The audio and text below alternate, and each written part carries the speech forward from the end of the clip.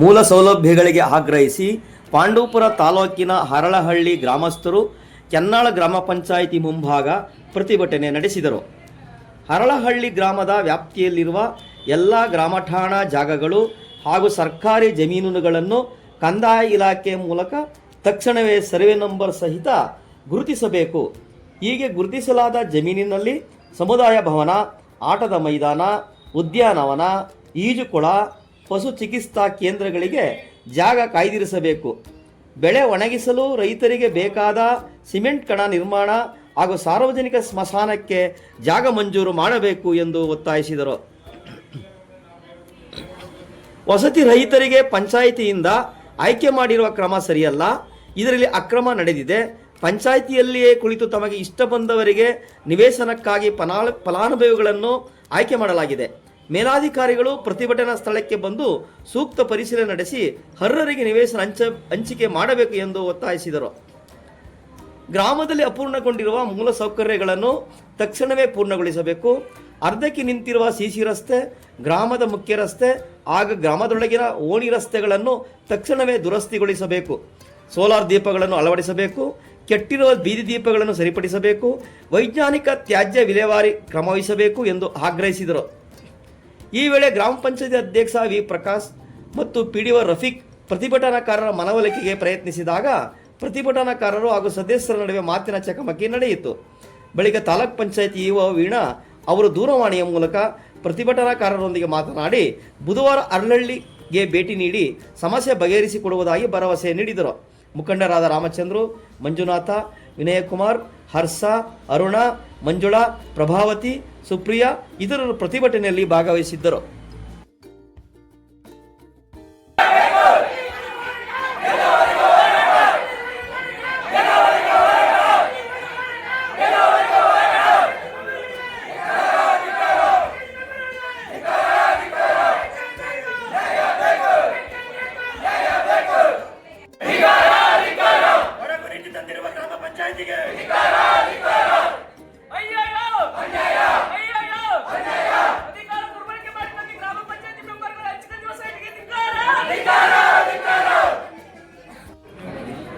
ನಿಮ್ಗೆ ಕೊಟ್ಟಿದ್ದೀವಲ್ವಾ, ಈಗ ಏನಂತ ಹೇಳಿ ನಿಮ್ಗೆ ನಿಮ್ಮ ಮನವಿ ಏನಿದೆ ನೀವು ಓದಿ ಹೇಳಿ.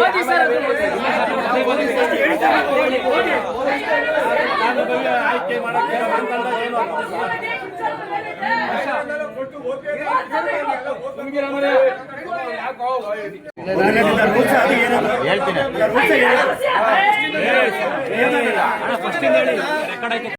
ಫಲಾನುಭವಿಗಳು ಕಡ್ಡಾಯವಾಗಿ ಮಹಿಳೆ ಆಗಿರಬೇಕು.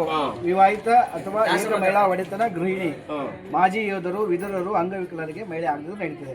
ಹಿರಿಯ ನಾಗರಿಕರಾಗಿದ್ದಲ್ಲಿ ಪುರುಷ ಸಹ ಅರ್ಹರಾಗಿರ್ತಾರೆ. ಇವರೆಲ್ಲಾನು ವಿಶೇಷ ಕೆಟಗರಿಯವರು ಪುರುಷನು ಕೂಡ ಆಗ್ಬೋದು. ಅರ್ಥ ಆಯ್ತಾ? ಫಲಾನುಭವಿಗಳು ಸಂಬಂಧಪಟ್ಟಂತ ಗ್ರಾಮೀಣ ಪ್ರದೇಶದಲ್ಲಿ ವಾಸವಾಗಿರ್ಬೇಕು. ಅಂದ್ರೆ ಕೆನ್ನಾಳ ಗ್ರಾಮ ಪಂಚಾಯತಿ ವ್ಯಾಪ್ತಿಯಲ್ಲಿ ಇರಬೇಕು. ಅರ್ಜಿದಾರ ಕುಟುಂಬವು ಆರ್ಥಿಕವಾಗಿ ಮತ್ತು ಸಾಮಾಜಿಕವಾಗಿ ಹಿಂದುಳಿದ ವಾರ್ಷಿಕ ಆದಾಯ 1,20,000 ಇರಬೇಕು. ಅಂದ್ರೆ ಇನ್ಕಮ್ ಕ್ಯಾಸ್ಟ್ ಅಂತ ಬರ್ತಲ್ಲ, ಅವ್ರದ್ದು ಜಾತಿ ಮತ್ತು ಆದಾಯ ಬರ್ತದೆ ಅದು. ಅರ್ಜಿದಾರ ಕುಟುಂಬವು ನಿವೇಶನ ರಹಿತರಾಗಿದ್ದು ಅರ್ಜಿದಾರರು ಮತ್ತು ಅಥವಾ ಕುಟುಂಬದ ಯಾವುದೇ ಸದಸ್ಯರಲ್ಲಿ ಕರ್ನಾಟಕದ ಯಾವುದೇ ಭಾಗದಲ್ಲಿ ಸ್ವಂತ ಮನೆ ಅಥವಾ ನಿವೇಶನ ಹೊಂದಿರಬಾರದು.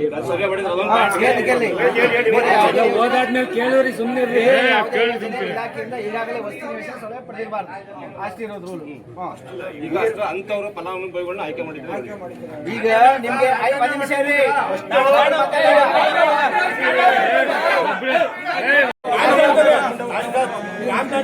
ಎಲ್ಲರಿಗೂ ಅವ್ರು ಮಾಡಿದ್ರಲ್ವಾ, ಎಲ್ಲ ಇದಕ್ಕೆ ಕೊಟ್ಟಿದ್ದೀರಾ? ಅದ್ ಹೇಳ್ಬಿಟ್ರಿ ಫಸ್ಟ್. ಆಯ್ಕೆ ಮಾಡ್ಬೇಕಂದ್ರೆ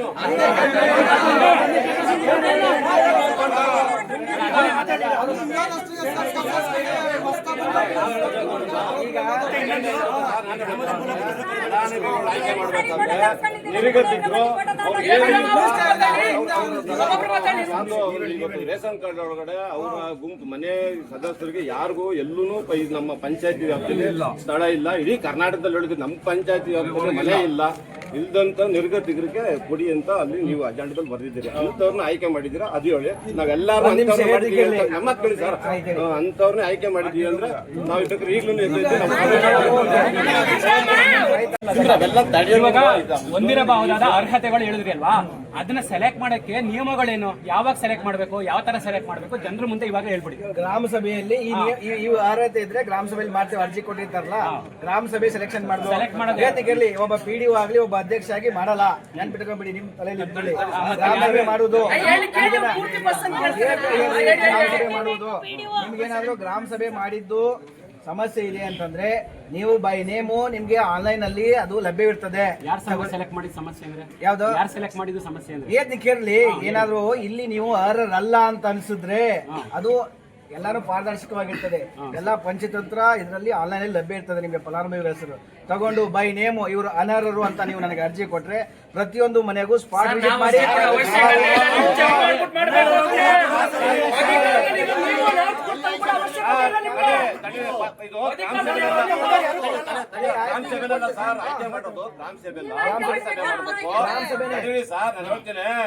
ವಾಟ್ಸಪ್ ಅಲ್ಲಿ ವಾರ್ಡ್ ಅಲ್ಲಿ ಯಾರು ಎಷ್ಟು ಜನ ಬಡವರವ್ರೆ ಅಲ್ಲಿ ಆಯ್ಕೆ ಮಾಡಬೇಕು.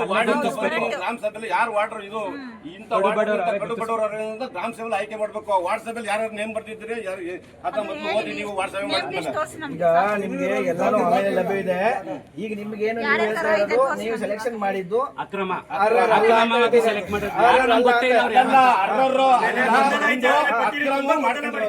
ಆಯ್ತು. ಅದ್ರ ಬಗ್ಗೆ ಪರಿಶೀಲನೆ ಮಾಡಿ ಅದರಲ್ಲಿ ಅನರ್ಹರು ಇದ್ರೆ ಟೈಮ್ ಬೇಕನ್ರಿ.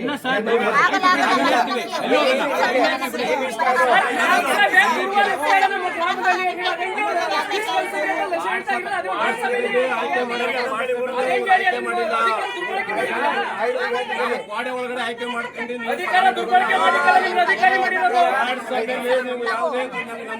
ಯಾವುದೇ ರೀತಿ ಚರ್ಚೆ ಮಾಡಿಲ್ಲ ಸರ್. ನೀವು ಇಂಥ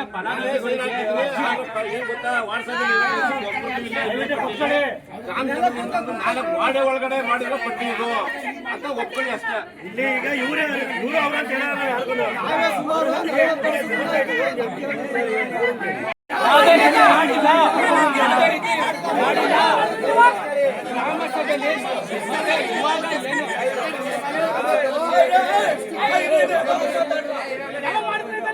ಗ್ರಾಮ ಸಭೆಯಲ್ಲಿ ಕಲೆಕ್ಟ್ ಮಾಡಿದ್ರಿ.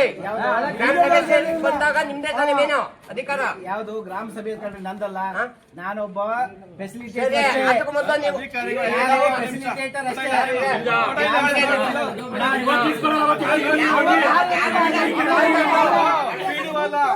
ಮೆಂಬರ್ಗಳು ಎಲ್ಲಿ ನಾವು ಆಯ್ಕೆ ಮಾಡ್ತೀವಿ.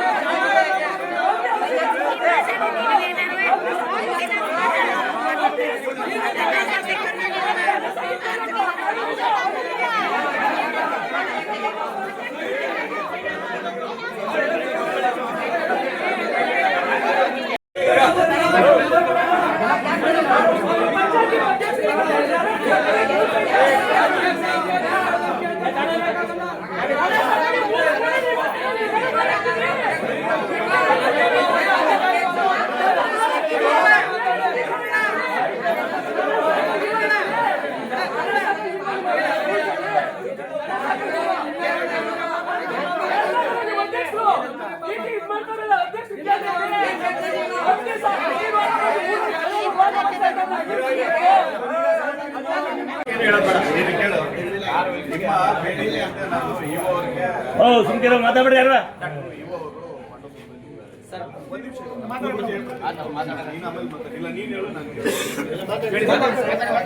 ಇಒ ಅವರಿಗೆ ಕಾಲ್ ಮಾಡಿದ್ದೀನಿ. 2 ನಂಬರ್ ಸಂಪರ್ಕಕ್ಕೆ ಸಿಗ್ತಾ ಇಲ್ಲ. ಇದು ಮೊದಲನೇ ವಿಚಾರ. ಎರಡನೇ ವಿಚಾರ ಬಂದ್ಬಿಟ್ಟು ನೀವು ಇಲ್ಲೊಂದು ದೂರದರ್ಶಿ ಅಂತ ಏನು ನಮೂದು ಮಾಡಿದ್ರು ಅದೆಲ್ಲ ಗ್ರಾಮ ಪಂಚಾಯಿತಿಯ ಮೂಲಭೂತ ಕರ್ತವ್ಯಗಳು ಸೇರಿದೆ. ಗ್ರಾಮ ಸ್ವರಾಜ್ ಮತ್ತು ಪಂಚಾಯತ್ ಅದಕ್ಕೆ ಸಂಬಂಧಪಟ್ಟಂತೆ ಇವರು PDO ಅವರ ಹಂತದಲ್ಲಿ ಮೂಲಭೂತ ಕರ್ತವ್ಯ ಅದು ಇದರಲ್ಲಿ ನಮೂದಿಸಿರ್ತಕ್ಕಂಥ ವಿಷಯಗಳು ಗ್ರಾಮ ಪಂಚಾಯತಿಯ ಮೂಲಭೂತ ಕರ್ತವ್ಯಗಳು. ಈಗ ಜನರಿಗೆ ಏನ್ ಮಾಡ್ಬೇಕಂದ್ರೆ ಗ್ರಾಮ ಪಂಚಾಯತಿ ಮೂಲಭೂತ ಕರ್ತವ್ಯ ಅದನ್ನ ಇವ್ರ ಹಂತದಲ್ಲಿ ಬಗೆಹರಿಸತಕ್ಕಂಥ ಕೆಲವೊಂದಿಷ್ಟು ಅಂಶಗಳಿದ್ರೆ ಅದಕ್ಕೆ ಸಂಬಂಧಪಟ್ಟಂಗೆ ಅವ್ರು ಹೇಳ್ತಾರೆ, ಟೈಮ್ ಕೊಡ್ತಾರೆ, ಯಾವಾಗ ಬಗೆಹರಿಸ್ತಾರೆ. ಇವ್ರ ಹಂತದಲ್ಲಿ ಇರೋ ಯಾವ ಸಮಸ್ಯೆಗಳನ್ನ ಇವ್ರ ಹತ್ರ ಕೇಳ್ಬಿಡಿ. ಇವ್ರ ಹಂತದಲ್ಲಿ ಬಗೆಹರಿಸೋದಕ್ಕೆ ಸಾಧ್ಯ ಆಗದೆ ಇರ್ತಕ್ಕಂಥವ್ರು ಕೆಲವೊಂದಿಷ್ಟು ಮೇಲಧಿಕಾರಿಗಳ ಹಂತದಲ್ಲಿ, ಕೆಲವೊಂದಿಷ್ಟು ಜಡ್ಪಿ ಸಿಇಒ, ಇನ್ನು ಕೆಲವೊಂದಿಷ್ಟು ಸರ್ಕಾರದ ಮಟ್ಟದಲ್ಲಿ. ನೀವು ಸರ್ಕಾರದ ಮಟ್ಟದಲ್ಲಿ ಬಗೆಹರಿಸಬೇಕಾಗಿರ್ತಕ್ಕಂಥ ಸಮಸ್ಯೆಗಳನ್ನ PDO ಅವ್ರಿಗೆ ಕೇಳಿದ್ರೆ ಅವ್ರಿಗೆ ಬಗೆಹರಿಸ್ತಾರೆ. ಅದಕ್ಕೆ PDO ಸಮಸ್ಯೆಗಳ ಹಂತದಲ್ಲಿ ಯಾವುದಿದಾವೋ ಅದನ್ನ ಹೇಳಿ ಅವ್ರು ಬಗೆಹರಿಸ್ಕೊಡ್ತೀನಿ ಅಂತ ಅಂದಿರೋದಕ್ಕೆ ಸರ್ ಅದು ಇದು ಮಾಡೋದು ನಾವು ಗ್ರಾಮ ಸಭೆ ಒಳಗೆ ಆಯ್ತಾ. ಅದಕ್ಕೆ ಕೇಳಿ ಅದಕ್ಕೆ ಸಂಬಂಧಪಟ್ಟಂಗೆ ಅದು ಏನಿದೆ ನೀವು ರೈಟಿಂಗ್ ಅಲ್ಲಿ ಕೊಡಿ ಸರ್. ಇದು ರೈಟಿಂಗ್ಗೆ ಇದು ಭರವಸೆಗೆಲ್ಲ ನಾವು ಇಲ್ಲಿ ಬೇಡ ಮೇಲಧಿಕಾರಿ ಬಂದು ಅದೇನ್ ಮಾಡ್ತಾರೆ ಊರಿನ ಸಮುದಾಯ ಸೌಲಭ್ಯಗಳು ಕೇಳೋ PDO ಹಂತದಲ್ಲೇ ಬಗೆಹರಿಸ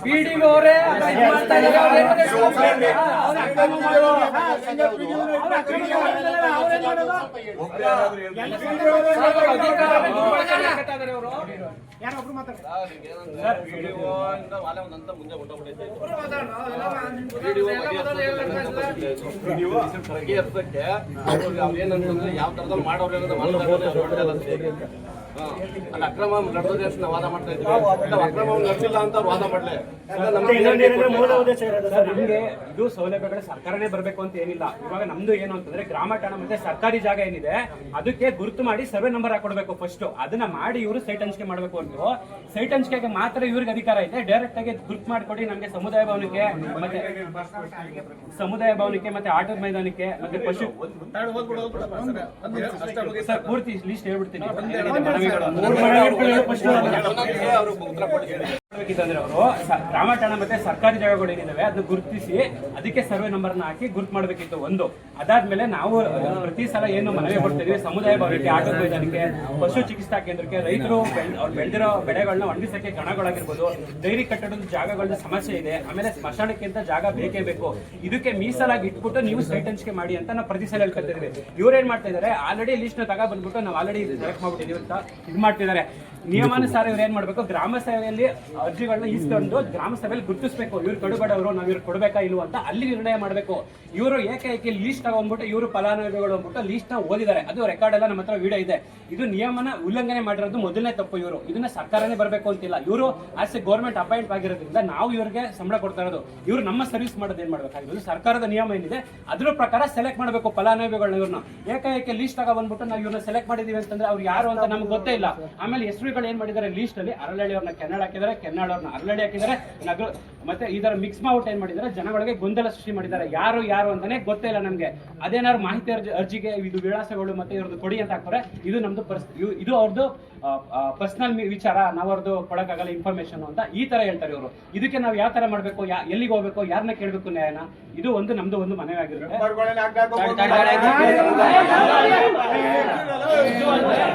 ನಾವು ಇದನ್ನ ಸರ್ ಗ್ರಾಮ ಸಭೆಯಲ್ಲಿ ಚರ್ಚಿಸ್ತೋ.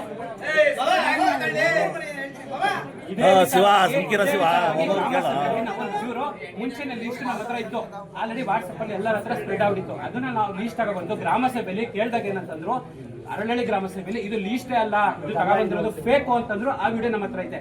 ಅದಾದ್ಮೇಲೆ ಗ್ರಾಮ ಸಭೆ ನಡೀತು, ವಾಟ್ಸಪ್ ಹಂಗಂತಂದ್ರು ಲೀಸ್ಟ್ ಇದು ಅಲ್ಲಕ್ಕೆ ಇಲ್ಲ ಅಂತ. ನೆಕ್ಸ್ಟ್ ಬಂದ್ಮೇಲೆ ಸೊಸೈಟಿ ಹತ್ರ ಇನ್ನೊಂದು ಮೀಟಿಂಗ್ ಮಾಡಿದ್ರು. ಇನ್ನೊಂದು ಮೀಟಿಂಗ್ ಮಾಡಿದಾಗ ಸರ್ ಅವಾಗ ಲಿಸ್ಟ್ ಏನ್ ಮಾಡಿದ್ರು, ಅದೇ ಲಿಸ್ಟ್ ಕಾಪಿ ಒಂದು ಅನೌನ್ಸ್ ಮಾಡಿದ್ರು. ಯಾಕೆಂದ್ರೆ ಜಗಳಗಳಾಯ್ತವೆ ಅಂದ್ಬಿಟ್ಟು ಆಲ್ರೆಡಿ ಇದು ಫೈನಲ್ ಆಗ್ಬಿಟ್ಟೈತೆ, ಸರ್ಕಾರ ಕಳಿಸ್ಕೊಡ್ತೀವಿ, ನೆಕ್ಸ್ಟ್ ಬ್ಯಾಚ್ ಅಲ್ಲಿ ನಿಮಗೆ ಕೊಡ್ತೀವಿ ಅಂತ ಹೇಳ್ತಾರೆ. ನೆಕ್ಸ್ಟ್ ಬ್ಯಾಚ್ ಅಲ್ಲಿ ಕೊಡ್ತೀವಿ ಅಂತಂದ್ರೆ ಈ ಬ್ಯಾಚ್ ಅಲ್ಲಿ ಸೆಲೆಕ್ಟ್ ಮಾಡಿರೋದು ಯಾರು, ಇವರು ಕಡುಬಡವರು ಅಂತ ಗುರುತಿಸ್ತಾರೆ ಯಾರು, ಮಾತಾಡ್ಬೇಡಿರಿ. ಇವರು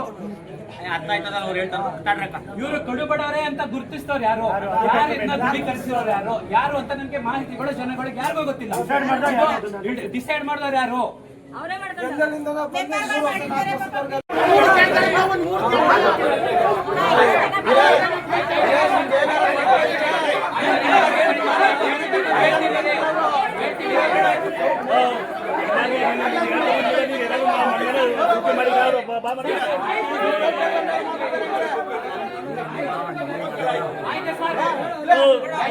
ಮಾಡಿಕಾದ ಎಲ್ಲ ಊರು ಏನೋ ಒಂದು ಮಾಡ್ತಿದಾರ ಎಲ್ಲ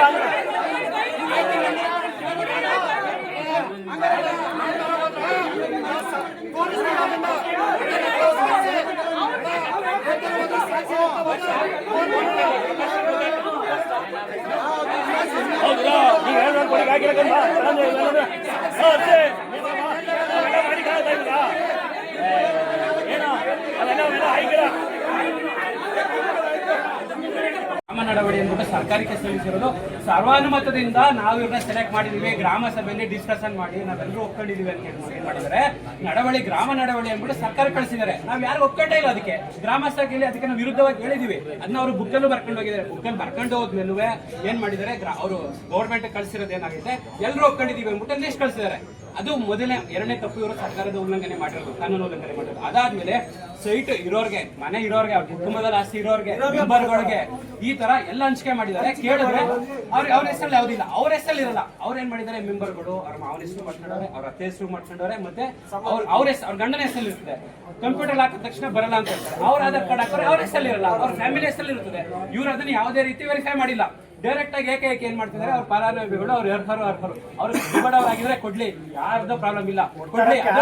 ಸರ್ಕಾರ ಜಾಗ ಇರೋದೇ ಕೊಡಕ್ಕೇನೆ, ಬಡವರಿಗೋಸ್ಕರ ಅಂತಾನೆ. ಕಡು ಬಡವರಿಗೆ ಕೊಟ್ರೆ ಯಾರ್ದು ವಿರೋಧ ಯಾರಿದ್ದಾರೆ, ಅರ್ಹರು ಯಾರಿದ್ದಾರೆ ಅವ್ರಿಗೆ ಕೊಡ್ಲಿ. ಇವಾಗ ಏನ್ ಮಾಡ್ಬೇಕಂದ್ರೆ ನಮ್ಮೆಲ್ಲ ಸಮಸ್ಯೆಗಳು ಏನು ಅಂತಂದ್ರೆ, ಇನ್ನೊಂದ್ಸಲ ಅವ್ರು ಏನ್ ಅರ್ಜಿ ಕೊಟ್ಟಿದ್ದಾರೆ ಎಲ್ಲರನ್ನೂ ಕಳಿಸ್ಬೇಕು, ಎಲ್ಲ ಊರ್ ಮುಂದೆ ಎಲ್ಲರನ್ನೂ ಬರ್ಬೇಕು. ಅವರು ಬಂದು ಇವ್ರು ಕೊಡ್ಬೋದಾ ಇಲ್ವ ಅಂತ ಗ್ರಾಮಸ್ಥರನ್ನ ಎಲ್ಲ ಅರ್ಜಿ ಎಲ್ಲರನ್ನು ಸೇರಿಸಿ ಅವ್ರು ಕೊಡ್ಬೋದಾ ಅಂತ ಹೇಳ್ಬೇಕು. ಆಮೇಲೆ ಏನ್ ಮಾಡಿದ್ದಾರೆ,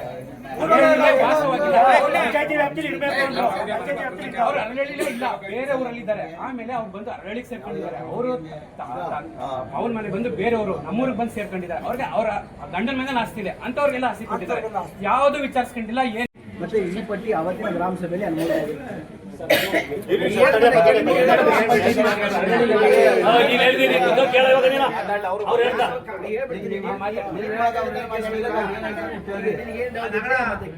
ಸೊ ಅವಾಗ ಪಟ್ಟಿ ರೆಡಿ ಆಗಿದೆ, ಅರ್ಥ ಆಯ್ತಾ? ಅದು ಅಲ್ಲದೆ ಕೂಡ ಪಟ್ಟಿ ಕೂಡ ನಿಮ್ಮ ಕಾನ್ಸೆಪ್ಟ್ ಅಲ್ಲಿ ಇದ್ಬಿಡಿ, ಅದು ಗ್ರಾಮ ಸಭೆ ಮುಖಾಂತರ ಆಗುವಂಥದ್ದು. ವೈಯಕ್ತಿಕವಾಗಿ ಪಂಚಾಯತಿ ಅಭಿವೃದ್ಧಿ ಅಧ್ಯಕ್ಷರಾಗಲಿ ಕೊಡಲ್ಲ. ಸೊ ಅದು ಗ್ರಾಮ ಸಭೆಯಲ್ಲಿ ಆಗಿರ್ತಕ್ಕಂಥ ಪಟ್ಟಿ ಒಂದೇದು, ಆಯ್ತಾ? ಪ್ರತಿ ಜನವರಿಯಲ್ಲಿ ಅರ್ಜಿಗಳನ್ನು ಸಲ್ಲಿಸಲಿಕ್ಕೆ ಅವಕಾಶ ಇರ್ತದೆ. ನೀವೀಗ ಗ್ರಾಮ ಸಭೆಯಲ್ಲಿ ಮತ್ತೆ ಗ್ರಾಮ ಸಭೆ ಕರೆದಾಗ ಅವಕಾಶ ಇರಲ್ಲ. ಸೊ ಜನವರಿಯಲ್ಲಿ ಅವಕಾಶ ಇರ್ತದೆ. ಪ್ರತಿ ಜನವರಿಗೆ ಅದು ಆನ್ಲೈನಲ್ಲಿ ಹಾಕೋಕ್ಕೂ ಅವಕಾಶ ಇರ್ತದೆ. ಈ ಹಿಂದೆ ಸಮೀಕ್ಷೆ ಮಾಡಿ ಇಟ್ಟಿದೆ. ಸೊ ಆ ಒಂದು ಕಾನ್ಸೆಪ್ಟ್, ಒಂದು ಗುರುತಿಸುವ ಫಲಾನುಭವಿಗಳು ಮತ್ತು ಫಲಾನುಭವಿಗಳು ಆಯ್ಕೆ ಮಾಡುವಂಥದ್ದು ಕೂಡ ಗ್ರಾಮ ಸಭೆಯಲ್ಲಿ. ನೀವೇನು ಹೇಳ್ತಾ ಇದ್ವಿ, ನಾವು ಗ್ರಾಮ ಸಭೆಯಲ್ಲಿ ಮಾಡಬೇಕಾದ್ರೆ ಕೆಲವು ಜನ ಪರ ಇದೀವಿ, ವಿರೋಧ ಇದೆ ಅಂತೇಳಿ. ಸೊ ಈಗ ನೀವು ಅದು ಅಲ್ಲದೆ ಅನರ್ಹರು ಇದ್ದಾರೆ ಅಂತ ಹೇಳ್ತಾ ಇದ್ರಿ. ಸೊ ಅನರ್ಹರನ್ನು ನೀವು ಈಗ ಮನವಿ ಕೊಟ್ಟಿದ್ದಲ್ವ, ಅಕ್ರಮ ಅಂತ ಸುಮಾರು ಈ ಹಿಂದೆ ಇವರು ಒಂದು ಮನವಿ ಕೊಟ್ಟಿದ್ದಾರೆ, ಶಿವರಾಮ್ ಅವರು ಕೂಡ. ಸೊ ಅವನು ಕೂಡ ನಾವು ಪರಿಶೀಲನೆ ಮಾಡ್ತೀವಿ. ಯಾರು ಅನರ್ಹ ಇದ್ರೆ ನಾವು ಅವ್ರ ಕಡೆಯಿಂದ 100 ರೂಪಾಯಿ ಬಾಂಡ್ ಕೊಟ್ಟು ಬರ್ತೀವಿ. ನಮ್ದು ಎಲ್ಲೂ ಇಲ್ಲ ಅಂತ ಇಲ್ಲ ಅಂದರೆ ಅವರಿಗೆ ಕಾನೂನು ಪ್ರಕಾರ ಸಮಸ್ಯೆ ಇರ್ತದೆ. ಅರ್ಥ ಆಯ್ತಾ? ಒಂದು ಕಾನ್ಸೆಪ್ಟ್. ಇನ್ನೊಂದು ನೀವು ಹೇಳಿದ್ರೆ ಉದ್ಯೋಗ ಸೃಷ್ಟಿ ಅಂತೇಳಿ. ಉದ್ಯೋಗ ಸೃಷ್ಟಿ ಅಂತಂದರೆ ಈಗ ತಾಲೂಕು ಮಟ್ಟದಲ್ಲಿ ಯಾವುದಾದ್ರೂ ನಮ್ಮ ಕೌಶಲ್ಯ ಅಭಿವೃದ್ಧಿ ಇಲಾಖೆ ಒಂದು ಸಪ್ರೇಟ್ ಇದೆ, ಅದರಲ್ಲಿ ಮಾಡಿದಾಗ ತಾಲೂಕು ಮಟ್ಟದಲ್ಲಿ ಹಲವಾರು ರೀಸೆಂಟಾಗಿ MLA ಅವರು ಒಂದು ಕಾರ್ಯಕ್ರಮ ಮಾಡೋದು, ಉದ್ಯೋಗ ಮೇಳ ಅಂತೇಳಿ. ಸೊ ಅಂಥ ಕಾರ್ಯಕ್ರಮಗಳ ಬಗ್ಗೆ ಅವೇರ್ನೆಸ್ ಮೂಡಿಸಿ. ನಮ್ಮ ಪಂಚಾಯತಿ ಹಂತದಲ್ಲಿ ಏನಪ್ಪ ಅಂತಂದರೆ, ನಮ್ಮಲ್ಲಿ ಮಹಾತ್ಮ ಗಾಂಧಿ ರಾಷ್ಟ್ರೀಯ ಗ್ರಾಮೀಣ ಉದ್ಯೋಗ ಖಾತ್ರಿ ಯೋಜನೆ ಕಾನ್ಸೆಪ್ಟ್ ಇದೆ, ತಮ್ಮೆಲ್ಲರಿಗೂ ಗೊತ್ತಿರ್ಬೋದು. ಯಾರೇ ನೀವು ನಮೂನೆ 6 ಅರ್ಜಿ ತಗೊಂಡ್ಬಂದು ಕೊಟ್ಟರೆ ನಾವು ಕೊಡ್ತೀವಿ. ಅದ್ರ ಬಗ್ಗೆ ಹಲವಾರು ಗ್ರಾಮ ಸಭೆ ನಮೂನೆ 6 ಅರ್ಜಿ ಕೊಟ್ಟರೆ ನಾವು ಎಲ್ಲರಿಗೂ ಕೂಡ ಕೆಲಸ ಕೊಡಕ್ಕೆ ರೆಡಿ ಇದ್ದೀವಿ. ಈ ಹಿಂದೆ ಹಳ್ಳಿಯಲ್ಲೂ ಕೂಡ ಒಂದು ಕಾಲುವೆ ಕೆಲಸನೂ ಮಾಡಿಸಿದ್ದೀವಿ, ತಾವು ನೋಡಿರ್ಬೋದು. ಕಾಲುವೆ ಹೂಳೆತ್ತು ಅಂತೇಳಿ.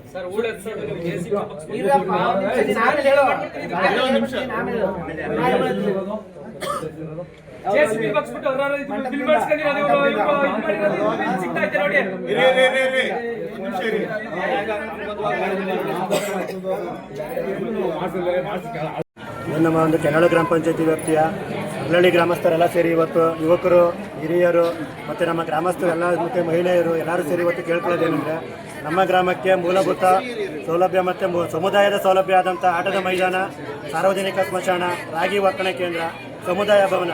ಈಗ ಊರಲ್ಲಿ ಯಾರೇ ಒಂದು ಸಣ್ಣ ಪುಟ್ಟ ಫಂಕ್ಷನ್ ಮಾಡ್ಕೊಂಡ್ರು ಅವ್ರಿಗೆ ಉಪಯೋಗ ಆಗುತ್ತೆ. ನಾವಿಲ್ಲಿ ಕೂತಿರೋರೆಲ್ಲ ಗ್ರಾಮಕ್ಕೆ ಸೌಲಭ್ಯನ ಕೇಳೋಕ್ಕೆ ಇರೋದು ಹೊರತು ನೀವು ಯಾಕೆ ಕೊಟ್ಟಿದ್ದೀರಿ, ಇಂಥವ್ರಿಗೆ ಯಾಕೆ ಕೊಟ್ಟಿದ್ದೀರಿ, ಇಂಥವ್ರು ಕೊಡಬೇಡಿ ಅಂತ ಯಾರಿಗೂ ಏನೂ ಹೇಳ್ತಾ ಇಲ್ಲ.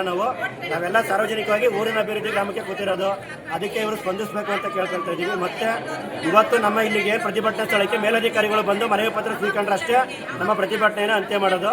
ಇಲ್ಲಾಂದರೆ ಇದು ಅನಿರ್ದಿಷ್ಟಾವಧಿ ಪ್ರತಿಭಟನೆಯಾಗಿ ಮುಂದುವರಿಯುತ್ತೆ. ಗ್ರಾಮಸ್ಥರೆಲ್ಲ ಸೇರಿ ಆಟದ ಮೈದಾನ, ಭವನ ಇತ್ತು, ರಾಗಿ ಕಣ ಅಂತ ಹೇಳಿದ್ದು. ಆದರೆ ಇವರು ಇನ್ನೂ ಗ್ರಾಂಟಾಣನೇ ಅಳತೆ ಮಾಡಿದಂತೆ ಹಕ್ಕುಪತ್ರ ವಿತರಣೆಗೆ ಜನಗಳನ್ನ ಆಯ್ಕೆ ಮಾಡಿ ಕೊಟ್ಟಿದ್ದಾರೆ. ಅವ್ರು ಇಷ್ಟು ಬಂದಂಗೆ ಆಯ್ಕೆ ಮಾಡಿ ಕೊಟ್ಟಿದ್ದಾರೆ. ಇದು ಗ್ರಾಮ ಠಾಣದಲ್ಲಿ ಏನು ಒಂದು ಚರಂಡಿನೂ ಸುಧಾ ಇವ್ರು ಮಾಡಿಲ್ಲ, ಒಂದು ಭವನಕ್ಕೂ ಫೀಲ್ಡ್ ಬಿಟ್ಟಿಲ್ಲ, ಸರಿಯಾಗಿ ಅಳತೆನೂ ಮಾಡಿಲ್ಲ. ಬೇಕಾದಂಥ ವಂಚಿಕೆ ಇವರು ತೀರ್ಮಾನಗಳು ತಗೊಂಡು ಮಾಡ್ತಾ ಇದ್ದಾರೆ. ಅದಕ್ಕೆ ನಾವು ಪ್ರತಿಭಟನೆ ಮಾಡ್ತಾ ಇದ್ದೀವಿ. ಒಂದು, ಇವರು ಪರಿಶೀಲನೆ ಮಾಡಿ ಯಾವುದೇ ಕಾರಣಕ್ಕೂ ಸೈಟ್ನ ಹಂಚಿಲ್ಲ. ಆಮೇಲೆ ಗ್ರಾಮ ಠಾಣಕ್ಕೆ ಬೇಕಾದ ಸೌಲಭ್ಯಗಳನ್ನು ಇವ್ರು ಯಾವುದೂ ಕೊಡ್ತಾ ಇಲ್ಲ. ಇಚ್ಛಾ ಬಂದಂಗೆ ಕೊಡ್ತಾ ಇದ್ದಾರೆ. ಪರಿಶೀಲಿಸಬೇಕು ಅಂತ ಹೇಳುವಾಗ ಕೇಳ್ಕರಿಕೆ ನಾವು ಇಷ್ಟಪಡ್ತೀವಿ.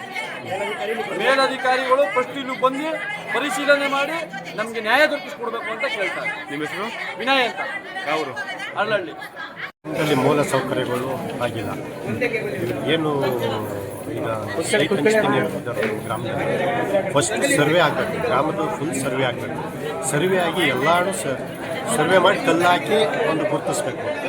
ಅದಾದ ನಂತರ ಇವರು ನಮಗೆ ಮಕ್ಕಳಿಗೆ ಆಟ ಆಡಲಿಕ್ಕೆ ಒಂದು ಆಟದ ಮೈದಾನ, ರೈತರಿಗೆ ಒಂದು ಕಣ, ರಾಗಿ ಕಣ, ಸಮುದಾಯ ಭವನಕ್ಕೆ, ಒಂದು ದೇವಸ್ಥಾನಕ್ಕೆ, ಸಾರ್ವಜನಿಕದ್ದು ಒಂದು ಸ್ಮಶಾನ, ಅದನ್ನೆಲ್ಲನೂ ಕಳೆದು ಇನ್ನು ಮಿಕ್ಕಾದದನ್ನು ಇವ್ರು ಏನೈತೆ ಅದನ್ನು ಮಾಡಬೇಕು. ಹೆಂಗೆ ಮಾಡಬೇಕು? ಗ್ರಾಮದಲ್ಲಿ ಬರಬೇಕು, ಗ್ರಾಮದಲ್ಲಿ ಗ್ರಾಮ ಸಭೆ ಮಾಡಬೇಕು, ಗ್ರಾಮ ಸಭೆಯಲ್ಲಿ ಆಯ್ಕೆ ಮಾಡಬೇಕು. ಅದನ್ನು ಮಾಡಿಲ್ಲ ಇವರು ಏಕಾಏಕಿ ಇವ್ರು ಇಷ್ಟ ಬಂದಂಗೆ ಪಂಚಾಯತ್ ಒಳಗಡೆ ಕೂತ್ಕೊಂಡು ಇವ್ರು ಏನು ಆಡಳಿತ ಮಂಡಳಿ ಆಯಿತೋ ಅವರವರೇ ಕೂತ್ಕೊಂಡು ಅವರೇ ತೀರ್ಮಾನ ತಗೊಂಡು ಅವ್ರಿಗೆ ಏನಾಗಬೇಕು ಅದನ್ನು ಮಾತ್ರ ಮಾಡ್ಕೊಂಡಿದ್ದಾರೆ. ಯಾರು ನಮ್ಮ ಸಾರ್ವಜನಿಕರ ಗಮನಕ್ಕೆ ತಂದಿಲ್ಲ ಅದನ್ನು. ನಿಮ್ಮ ಹೆಸರು? ಈಗ ನಮಗೆ ಮೇಲಾಧಿಕಾರಿ ಬರಬೇಕು, ಇದು ಮನವಿಯನ್ನು ತಗೊಂಡು ಅವರು ಬಗೆಹರಿಸಬೇಕು. ಸರ್ ನಿಮ್ಮ ಹೆಸರು? ನಿಮ್ಮ ಹೆಸರು? ನಮ್ಮ ಹೆಸರು ಮಂಜುನಾಥ್.